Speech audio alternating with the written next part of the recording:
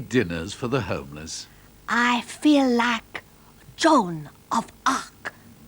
Well, that's all right then. But back in crime-torn Britain... A mental state of pessimistic fatalism has the country in its grip. The sense of national despondency spans almost the entire range of human experience. It is a crisis of national will, a moral crisis. Oh, not again. Neither the church nor the government, Nor indeed the opposition. inspires much public respect, though whether that is a cause of the collapse of national self-confidence or one of its effects is not so clear.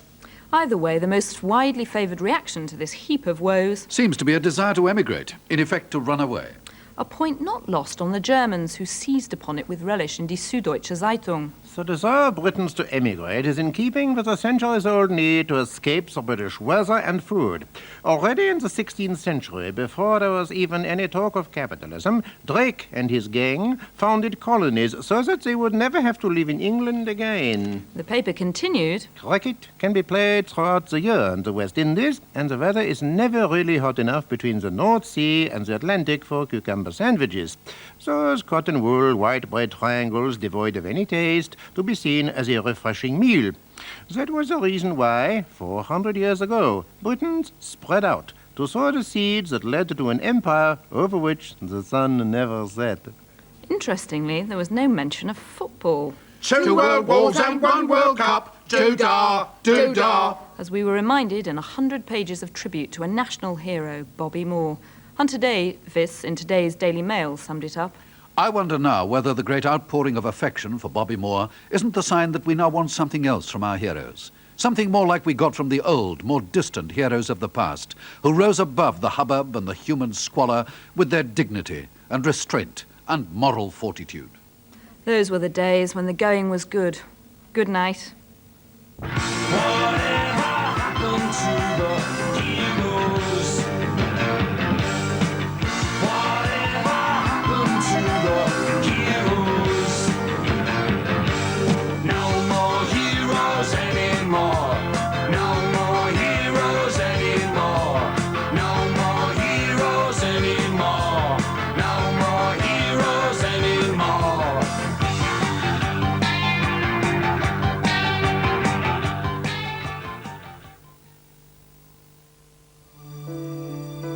Eventually, they used the forceps. He only lived for 2 days. My mum had 10 children, 6 girls and 4 boys. It was really hard for her.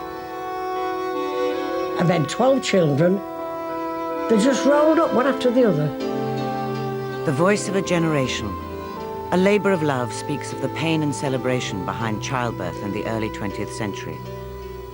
A Labour of Love begins on Birthnight, tomorrow at 8:25 on BBC Two. The wrong way to wake up.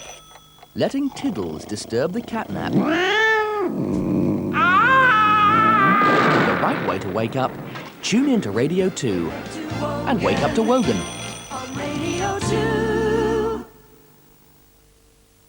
Performing Animal Magic in the Yorkshire Dales on BBC One now, Christopher Timothy, Robert Hardy and a cast of creatures, great and small. BBC Two's Gardener's World in half an hour is a frenzy of colour, snowdrops, borders and some traditional vegetables.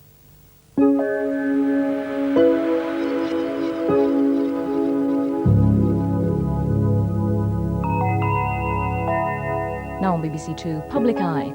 Richard Lindley reports on the pain caused by hip replacements that go wrong. The programme contains graphic material of operations. The red dwarflets are several thousand leagues under the sea in half an hour. There are also several cards short of a pack when it comes to bravery.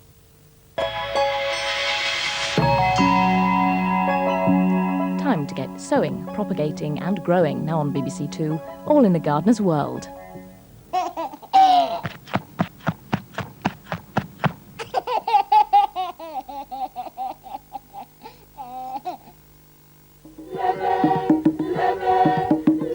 My race began as the sea began, with no nouns and with no horizon. A Caribbean excursion with a Nobel Prize-winning poet. Poetry particularly deals with a mortal restlessness that is there of the spirit. The geography will continue to shape more than everything else West Indian art. Poet of the Island, a profile of Derek Walcott. Arena in half an hour on BBC Two.